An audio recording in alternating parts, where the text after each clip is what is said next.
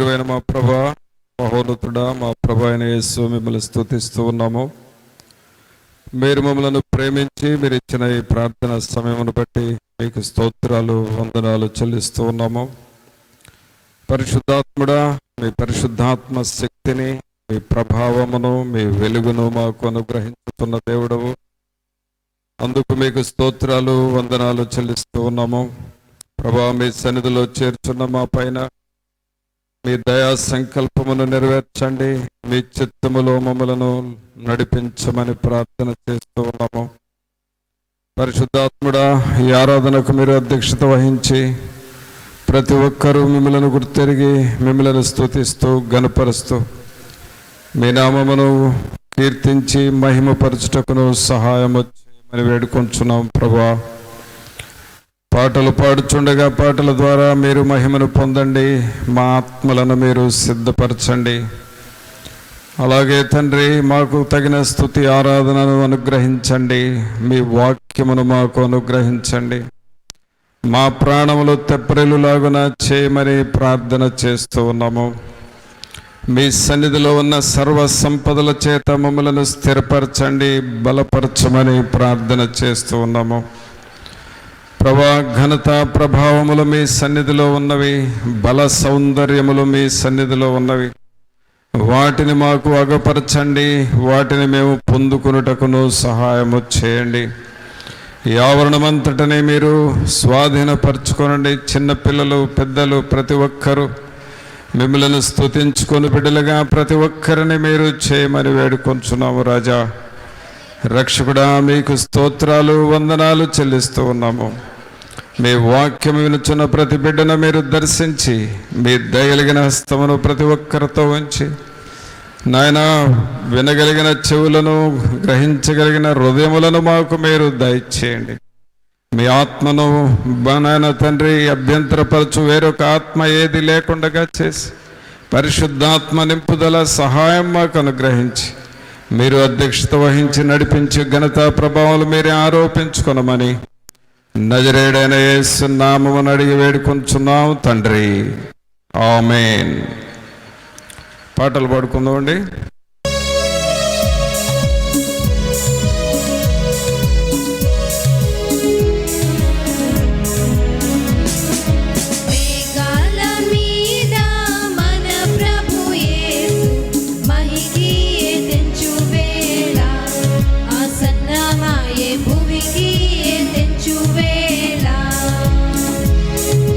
మేఘాల మీద మన ప్రభు యేసు మహికి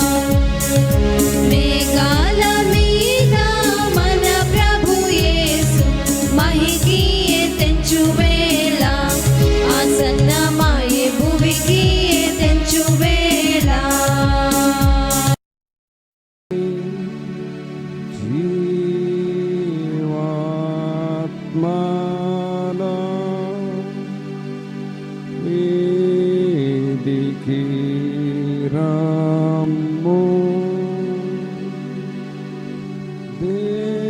దేవుని జీవాత్మన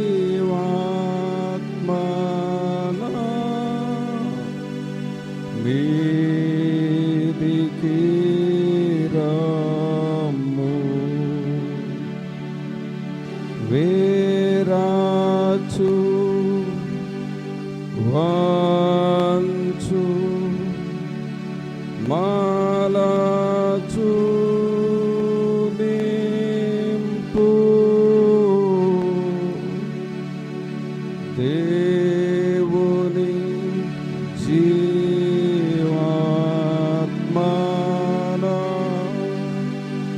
మీదికి రమ్ము.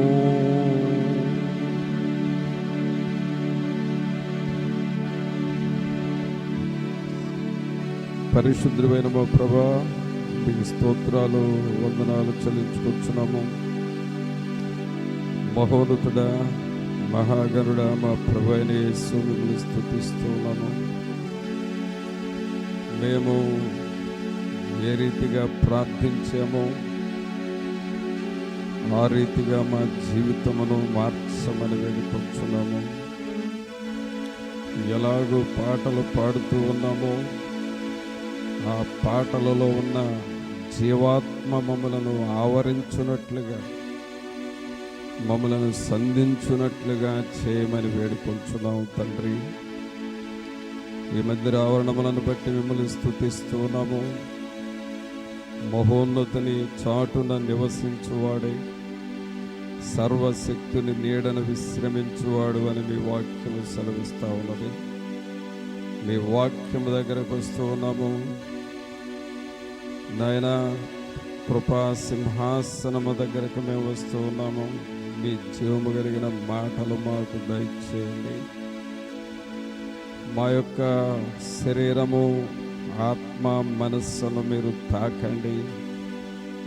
వాక్యములో ఉన్న జీవము మాలోనికి రావాలి. వాక్యములో ఉన్న శక్తి మాలోనికి రావాలి. వాక్యములో ఉన్న సమృద్ధిని మేము అనుభవించాలి. ప్రభా, సహాయము చేయండి.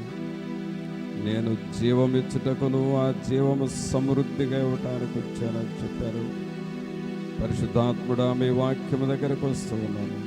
మీ సన్నిధి మాతో ఉంచి మమ్మల్ని బలపరచమని నజరేయుడైన యేసు నామమున అడిగి వేడుకొంచున్నాము తండ్రి. ఆమేన్. ప్రియులారా, దేవుని వాక్యం చూసుకుందాం. ఇర్మియా గ్రంథము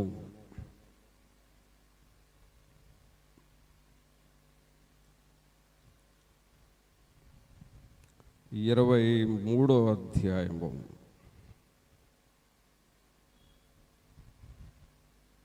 ఇర్మియా గ్రంథము 23వ అధ్యాయము 29వ వచనం చదువుకుందాం. 29వ వచనం. నా మాట అగ్ని వంటిది కాదా, బండను బద్దలు చేయు సుత్తి వంటిది, బండను బద్దలు చేయు సుత్తి వంటిది కాదా. మరలా అందరం చదువుదాం. నా మాట అగ్ని వంటిది కాదా, అగ్ని వంటిది కాదా, బండను బద్దలు చేయు సుత్తి, బండను బద్దలు చేయు సుత్తి వంటిది కాదా. ప్రభువునందు ప్రియులారా, మనం ఇక్కడ చదువుతున్న ఈ వాక్యము ప్రవక్త అయిన ఇర్మియా గారి ద్వారా తన ప్రజలైన ఇశ్రాయేలీలకు తెలియజేస్తూ ఉన్న మాట. జనరల్గా మాట అనగానే అది ఒక సంభాషణ. అలాగే మాట అది మనం మాట్లాడే మాటలు అవి. అయితే ఇక్కడ దేవుని మాటను గూర్చి చెబుతూ ఉన్నాడు. బైబిల్లో రాయబడి ఉన్న ప్రతి మాట కూడా దేవుని మాట. ఆది కాండము నుండి ప్రకటన గ్రంథం వరకు రాయబడి ఉన్న మాటలు. 66 పుస్తకాల్లో రాయబడి ఉన్న మాటలన్నీ కూడా దేవుని మాటలు. అలాగే పరిశుద్ధాత్మతో నింపబడి రాయబడి ఉన్నటువంటి మాటలు. అయితే ఈ మాటలు ఎలాంటి మాటలు అనేది ఇక్కడ ఒక పోలికను మనం చూస్తూ ఉన్నాం. దేవుని మాటను దేనికి పోల్చాడు అనంటే అగ్నికి పోల్చాడు. దేవుని మాట దేనితో సమానం అండి? అగ్నితో సమానం. అందుకనే ఇక్కడ మనం ఏం చదువుతున్నాం అంటే, నా మాట అగ్ని వంటిది కాదా? నా మాట అగ్ని వంటిది కాదా అంటే దేవుని మాట ఎలాగూ మనం తీసుకోవాలంటే అగ్నిలాగా తీసుకోవాలి. ఫైర్. జనరల్గా ప్రతి టౌన్లో అగ్ని దళాలు, అగ్నిమాపక దళం అని ఉంటుంది. ఇది ఫైర్ ఇంజిన్. ఈ ఫైర్ ఇంజిన్స్ పనులు ఏంటంటే, ఎక్కడైనా అగ్ని ప్రమాదాలు జరిగితే వారు వెళ్ళి వెంటనే వాటిని ఆర్పుతూ ఉంటారు, ఆ మంటల్ని ఆర్పుతూ ఉంటారు. అది ఫైర్ ఇంజిన్ చేసే పని. అయితే దేవుని మాట ఒక ఫైర్, అగ్ని లాంటిది. అగ్ని అనగా సహజంగానే మనకు అది మంటలు అని, అలాగే ప్రమాదమని, కాలిపోతుందని, ఇలాగూ మనకు తెలిసిన పదాలు ఉన్నాయి. కానీ దేవుని మాటను అగ్నికి పోలుస్తున్నాడు. అంటే అగ్ని అంటే ఏంటో మనకు అర్థమైతే దేవుని మాటలు అలాంటివని అర్థమవుతుంది. దేవుని మాట ఏమిటో మనకు అర్థమైతే అగ్ని, అది అగ్ని అని మనకు అర్థమవుతుంది. పరిశుద్ధాత్మ దేవుడు మనకు హెచ్చరిస్తున్న మాట ఏమిటంటే, ఏమిటి అసలు దేవుని మాట అంటే ఏంటి? చాలామంది దేవుని మాటల్ని చులకనగా తీసుకుంటారు. దేవుని మాటల్ని ఈజీగా తీసేసుకుంటారు, నిర్లక్ష్యం చేస్తాం. అయ్యా ఇది దేవుని మాట అని అంటే కొంతమందికి నిర్లక్ష్యం ఉంటుంది. కానీ దేవుని మాటను ఎలా తీసుకోవాలంటే పిల్లరా, మనం అది ఒక అగ్నిగా తీసుకోవాలి. అయితే ఇప్పుడు అగ్ని అంటే ఏంటో చూద్దాం. అగ్ని అంటే అర్థం ఏంటి అనంటే, దేవుని వాక్యంలో చూడండి, 2వ రాజుల గ్రంథము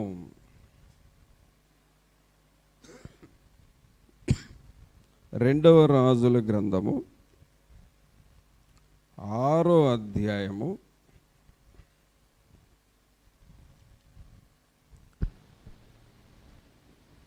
2వ రాజుల గ్రంథము 6వ అధ్యాయము 17వ వచనం చదువుదాం.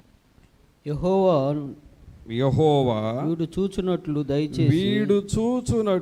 దయచేసి వీని కండ్లను తెరువమని ఎలీషా ప్రార్థన చేయగా యెహోవా ఆ పనివాని కండ్లను తెరవ చేసెను గనుక వాడు ఎలీషా చుట్టూను పర్వతము అగ్ని గుర్రముల చేత రథముల చేతను నిండియుండుట చూచెను.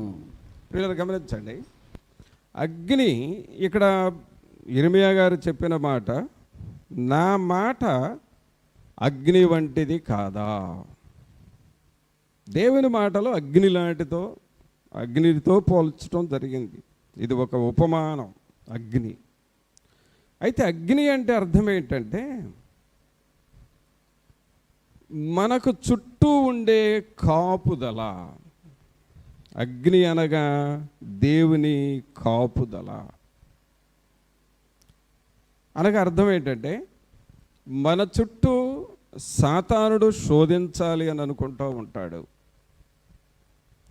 మన చుట్టూ శత్రువులను పంపి ఆ శత్రువుల ద్వారా మనల్ని భయపెట్టాలి అని సాతానుడు ప్రయత్నం చేస్తాడు. అలాగే మనకు కలిగి ఉన్న వాటి చుట్టూ సాతానుడు ఏదో ఒక రీతిగా శోధించాలని చూస్తాడు. అయితే దేవుడు ఏం చేస్తాడంటే, మనం ప్రార్థన చేసుకుంటున్నాము కాబట్టి, మనము వాక్యం వింటున్నాము కాబట్టి, మనము దేవుని సన్నిధిలో ఆయన సహాయం కొరకు వేడుకుంటున్నాము కాబట్టి, ఆయన మన చుట్టూ దేవుని అగ్నిని ఉంచుతాడు.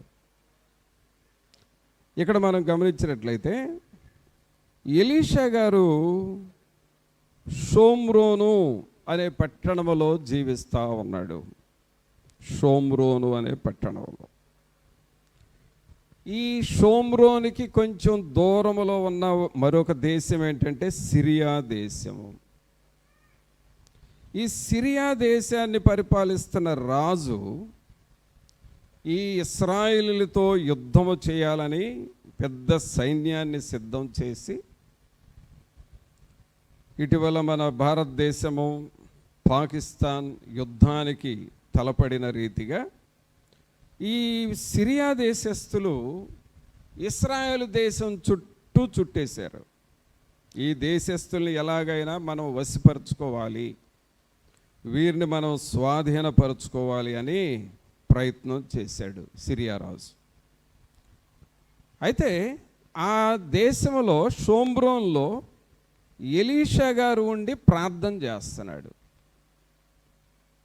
దేనికోసం? ప్రభువా, మా మీద శత్రువులు రాకుండా చేయండి, మా మీదకు ఇతర దేశాల శత్రు సైన్యము మా మీదకు రాకుండా మమ్మల్ని కాపాడండి అని ఆ దేశం యొక్క కాపుదల కొరకు ఎలీషా గారు మోకరించి ప్రార్థన చేస్తూ ఉన్నాడు. అలా ప్రార్థన చేస్తున్నప్పుడు ఈ సిరియా సైన్యము ఇశ్రాయేలు దేశము చుట్టూ వచ్చారు. కానీ ఇశ్రాయేలు దేశాన్ని ఏమీ చేయలేకపోతున్నారు. ఇశ్రాయేలు దేశం యొక్క సైన్యాన్ని దేవుడు కాపాడుతూ ఉన్నాడు. సరే, సిరియా రాజు ఏం చేస్తున్నాడంటే, ఇప్పుడు వచ్చాము కానీ ఇప్పుడు దొరకలేదు వీళ్ళు, సరే వెళ్ళి మరలా ఒక వారం తర్వాత ఆగి వద్దామని చెప్పి వాళ్ళు వెళ్ళారు. వెనక్కి వెళ్ళారు సిరియా రాజు సైన్యం. ఒక వారం తర్వాత మరలా వస్తే ఆ రెండవసారి కూడా ఏం చేయలేకపోయారు ఈ ఇశ్రాయేలీలను. మరలా కొన్ని రోజులు ఆగి మరలా వస్తే మూడవసారి కూడా ఏం చేయలేకపోయారు. అప్పుడు సిరియా రాజు ఏమంటాడంటే, ఈ సైనికుల్ని మనం ఏమీ చేయలేకపోతున్నాము, ఈ దేశాన్ని మనం ఏమీ చేయలేకపోతున్నాము, కారణం ఏంటి అసలు? ఒకవేళ మన సైన్యంలోనే ఎవరైనా ఆ ఇశ్రాయేలీలతో టైఅప్ అయ్యి మన రహస్యాలన్నీ వాళ్ళకి ఏమైనా తెలియజేస్తున్నారా, కారణం ఏంటి అని ఆలోచన చేస్తే ఆ సైన్యము ఈ సిరియా దేశంలో ఉన్న ఒక వ్యక్తి ఏమన్నాడంటే, అయ్యా, మీరేమో సైన్యముతో ఇశ్రాయేలు దేశాన్ని జయిద్దామని వచ్చారు, కానీ ఆ దేశంలో ఎవరున్నారంటే ఒక ప్రవక్త ఉన్నాడు, ఎలీషా అనే ప్రవక్త. ఆయన ఏం చేస్తాడు? ప్రార్థన చేస్తూ ఉంటాడు. మీరేమో సైన్యముతో యుద్ధం చేయాలని వచ్చారు, కానీ ఆయనకి సైన్యం అవసరంలా, మోకాళ్ళుంచి ప్రార్థన చేస్తే చాలు. ఆయన ప్రార్థన చేసినప్పుడు దేవుడు ఆ దేశము చుట్టూ కాపుదల ఇస్తాడు అని చెప్పారు. అయితే ఈ ఎలీషా దగ్గర ఉన్న శిష్యుడు ఒక దినాన బయటకు వెళ్ళి ఆ సైన్యాన్ని చూసి, అమ్మో, సిరియా దేశం యొక్క సైన్యము మన మీదకు వచ్చేసారు, ఇంకేమన్నా ఉందా, మన దేశమంతా వాళ్ళు వశం చేసుకుంటారు, యుద్ధం చేస్తారు, నాశనం చేసేస్తారని భయపడతా వచ్చాడు. అక్కడ చూడండి ఎలీషా ఏమంటాడో ఆ మాటతో 16వ వచనం చదవండి.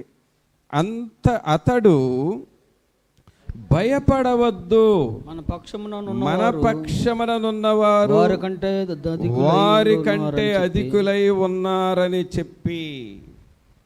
ఈ ఎలీషా దగ్గర ఉన్న శిష్యుడు ఎవరిని చూశాడంటే సిరియా దేశం యొక్క సైన్యాన్ని చూశాడు. సిరియా దేశం యొక్క సైన్యాన్ని చూశాడు. అమ్మో, ఆ సైన్యం చాలా పెద్దగా ఉంది, వాళ్ళతో మనం యుద్ధం చేయలేము, మనల్ని వాళ్ళు ఓడించేస్తారు, మనం ఓడిపోతాము అని ఇలాగ భయపడతా వచ్చాడు. ఆ టైంలో ఎలీషా గారు ఒక చిన్న ప్రార్థన చేశాడండి. 17వ వచనం చూడండి. యెహోవా వీడు చూచునట్లు దయచేసి వీని కండ్లను తెరువమని ఎలీషా ప్రార్థన చేయగా యెహోవా ఆ పనివాని కండ్లను తెరువజేసెను. పిల్లలు గమనించండి, ఎలీషా గారు తన దగ్గర ఉన్న శిష్యుడికి ఏమని ప్రార్థన చేశాడంటే, ప్రభువా వీడు చూచునట్లు వీని కండ్లు తెరువము. కళ్ళు తెరిసేదేంటి? బాగానే చూస్తున్నాడు కదా. ఆయన చూస్తుంది ఏంటంటే సిరియా దేశం యొక్క సైన్యం, శత్రువుల సైన్య సమూహాన్ని చూస్తున్నాడు. అంటే కనబడుతున్నట్లే కదా. కానీ ఎలీషా గారు ఏమంటాడు, ఇతని కళ్ళు తెరువు ప్రభు అని అంటాడు. ప్రభునందు పిల్లరా, నా మాట అగ్ని వంటిది కాదా?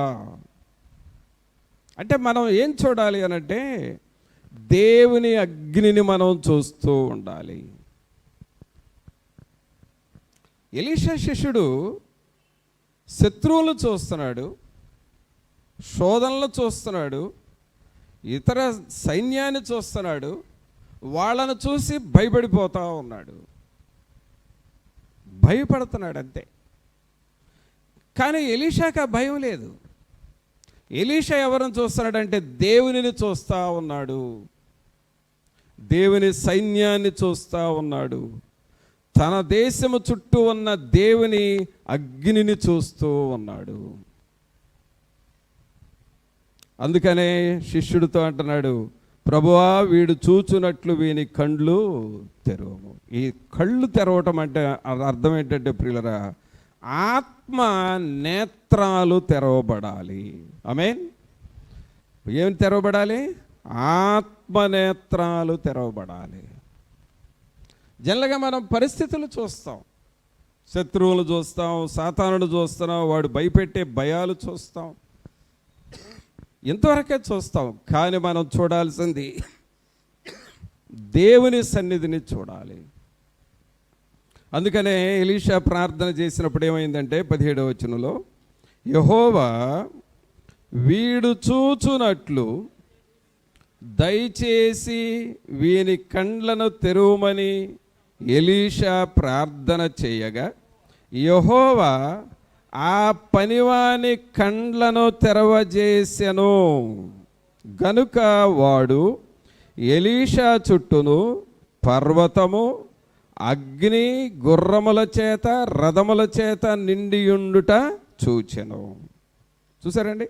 అంటే దేవుని అగ్ని పర్వతములాగా, గుర్రముల చేత, రథముల చేత ఆ ఇశ్రాయేలు దేశము చుట్టూ ఉన్నట్లుగా చూశాడు.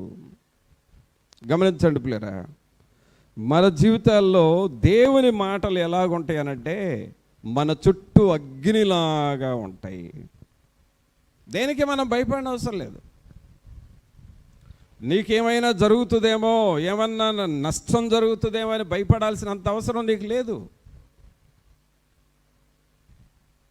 ఈ సమయంలో ఏమైనా ప్రమాదం వచ్చి పడుతుందేమో అని భయపడాల్సినంత పరిస్థితి మనకు లేదు అసలు. కారణం ఏంటంటే దేవుడు తన మాటలను, తన వాక్యాన్ని, తన ఆత్మను, తన సన్నిధిని మన చుట్టూ అగ్నిలాగా ఉంచుతాడు. ఒక సమయంలో ఒక ఇంటి వాళ్ళు బహుగా భయపడిపోతూ ఉన్నారు, చాలా భయపడుతున్నారు. ఎందుకంటే ప్రతి రాత్రి చీకటి ఆ ఇంట్లోనికి వచ్చి ఆ ఇంట్లో వాళ్ళని భయపెడుతుంది, రాత్రులంతా నిద్రాహారాలు లేకుండా చేస్తూ ఉంది. దాదాపు చాలా రోజులు సఫర్ అయ్యారు ఆ ఇంట్లో వాళ్ళు.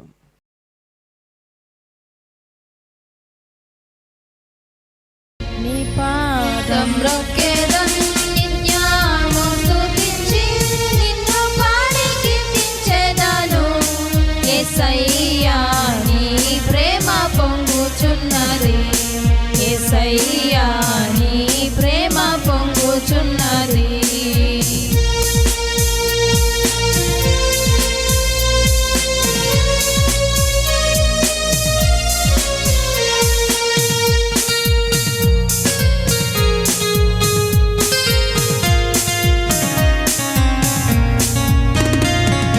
పరిశుద్ధమైన పరవశమే పరమా యేసుని కృపవరమే.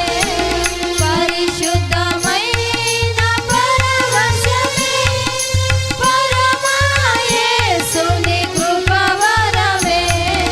వెదకి నన్ను కనుగొంటివి, పాడుటకు పటనిచ్చితివి.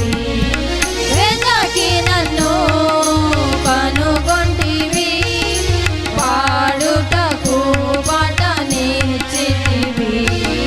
నీ పాదం రొక్కెదన్ నిత్యము స్తుతించి నిన్ను పాడి కీర్తించెదను. యేసయ్యా నీ ప్రేమ పొంగుచున్నది, యేసయ్యా నీ ప్రేమ పొంగుచున్నది.